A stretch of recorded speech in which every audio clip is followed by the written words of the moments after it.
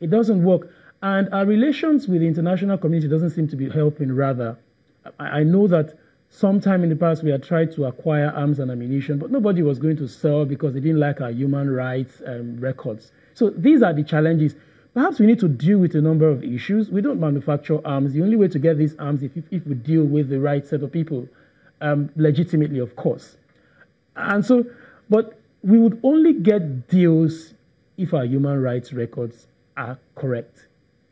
But it doesn't seem like this is going to go away anytime soon. And so that's the challenge. That's the dilemma that we found ourselves in. It's a difficult one, really. Well, we did elect our government to help us deal with this dilemma. Sure. So, yeah, we did. We hope they're able to sort this out. And our thoughts and prayers go out to members of the families of the soldiers who lost their lives. Yeah. It's terribly, terribly unfortunate, and we hope this does not repeat itself. But let's move on now to politics, which is hot in the air. Indeed. Of course, and campaigns have finally kicked off. We've seen, manifestos, and we've seen action plans.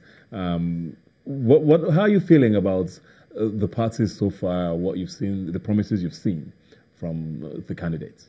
Well, quite sincerely, I don't feel too elated. I say that because we seem to have narrowed the contest between just two set of people, and for me, the question some would have asked is between two possible evils, which should people pick? I think you should go beyond that. But beyond that, I feel a certain foreboding, not necessarily because the campaigns have been open, but now that the campaigns have opened, we know the sort of politics that we play in this nation. I would have expected, I wish rather, to have a campaign that is based more on intellectual discourse. A campaign that is predicated on, as Awolowo had said, the mental capacity of the candidates, so to speak. If you ask me, beyond an Atiku or a Buhari possibility, there are other possibilities. But no one looks at this. Everyone seems to think that the contest ordinarily is between two sets of people, that no one considers the possibility that the others could emerge. And so that's, for me, the reason why I am not so elated. I don't think much has changed. It is still the same set of cycle that we have run round over the years, and it doesn't seem like it's going to be different this time around. So apparently, as I feel, and as I believe a number of Nigerians, 1 million Nigerians feel as well, there's so much negativity in the air. The situation hasn't even helped. I mean, I see your point, and I know that a lot of people, I think about 62 candidates, so there's no way you can limit it to just two candidates. But the fact of the matter, whether we like it or not, is these two parties have done the hard work over the years. And we run a system where politics or candidates have to be party-based. You don't have people who can come up and say, okay, vote me for president as an independent. Indeed. So as long as you're going to put yourself with a party, these two parties have the structure beyond anybody else. So this is why I guess the discourse is always around the both of them. Really, that's unfortunately as it is. Unfortunately, yeah. And it is what it is. I mean, we have, I think President Buhari who says he's going to take Nigeria to the next level. Indeed. We have Atiku saying he'll get Nigeria working again, almost contradicting each other. And I think as much as we've said in the past that these are two very similar candidates, both from the north, both Muslim, both have been in government in the past. They're also very, very, poles apart. Indeed. One is very conservative, one is a businessman. One is, I don't know, you're still not excited by those choices? I said I'm not excited about those choices. I don't feel I should be compelled to determine between those two choices, although so many people have made it that way. Yes. I feel, what's wrong in having a Moghalu in office?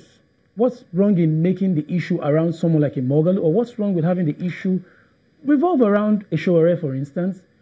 So I don't think, beyond an Atiku's, and indeed, we're all Nigerians. We know the facts. We know the indices. We know whether or not one is a businessman and has poles apart from the others. These are people who have they've been in the cycle of politics for a very long time. They've been part of the problem that we seem to be, the problem that actually seems insurmountable. The problems we have been grappling with, they have been there. They have. So why not for a change? That was the reason we actually voted Buhari the last time. Perhaps we thought we were going to have a change of situation, a country situation, but that hasn't been the case. And so if I continue to see the same set of people and you say, like they say, if you want to have a result that you have never had before, perhaps you should do something you have never done before. These people have been tried. They've been tested. They were found wanting. in the past. So what's the possibility that they would not do the same? We just see two men who were hungry for power, who just want to be there for the sake of being in office, as most people. Well, whether or not they have the sincerity of mind or sincerity of purpose to carry through with the campaign promises. And I have seen their campaign promises. I just think they are too bogus. If I could have someone whose focus is perhaps in a certain area where they seem to want to make a change, and they come in and they sell that idea to us, we will buy.